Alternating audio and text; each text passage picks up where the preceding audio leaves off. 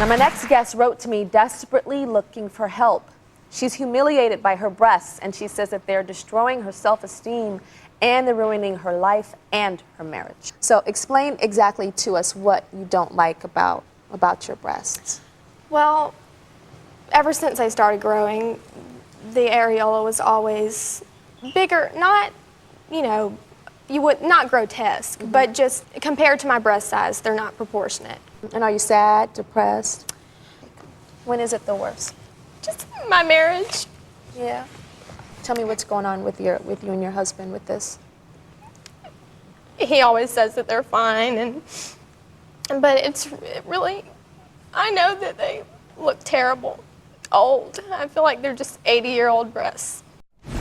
Dr. Calvert, how does the areola get puffy? Is it a medical thing or? Well, it's a lot of times people are born with breasts that are, this way. It can be that the areola has tissue behind it that's more prominent than usual, and it can create sort of a second mound on top of the breast mound, which is what it sounds like. I know younger girls have that. I had that when I was younger. Right. It's puffy when you're a teenager, and then it flattens out when you get older. Absolutely, and that's sort of normally what happens. And if it stays that way, or the areola becomes larger, it can just look this way. And can you reverse it with medicine? With None that I know of. No. It sounds, more like it's a combination of breast tissue and the size of the areola, but we'll have to see. Okay. Well, I know that Dr. Calvert, you think you can examine her? Absolutely. Yeah. It'd be my pleasure. All right. Want me to go with you?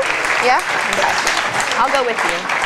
We'll do it together. So how are we doing it, Dr. Calvert? Nice to meet you. I'll take good care of her, okay? Sure. Lauren, it's nice to meet you. Nice to meet you. This is what we do in the office all the time. It's normal, and if you're uncomfortable at all, you just let me know. You okay? And take my hand. Okay. I'll hold your hand. Tara's right behind you, so go ahead and I'll just step away while you unbutton that. Okay, you all set? Great. What I want you to do is I'm just going to take a quick look. I'll tell you what we see. Okay, that's fine. Yeah, that's okay. I think, what I see is that the areola is probably about 6 centimeters in diameter, where normally you'd want it to be 4 centimeters or 3 centimeters is what we shoot for with the reduction. So it's wide, and it's it's brown in color. And they can be bigger, that's for sure. I'm sure when you were pregnant they were way bigger. They're bigger when But I think also what's happened for you is you've lost a lot of the volume of your breast. Is that correct? And so what's happened is the breast has become flattened, and you've lost the normal breast volume, and that makes the areola look even bigger. Because you said probably when you were pregnant it looked nicer, correct? For 2 days, I They look had nicer really for nice 2 breasts. days? Yes. 2 I was days? happy with my boobs for 2 days.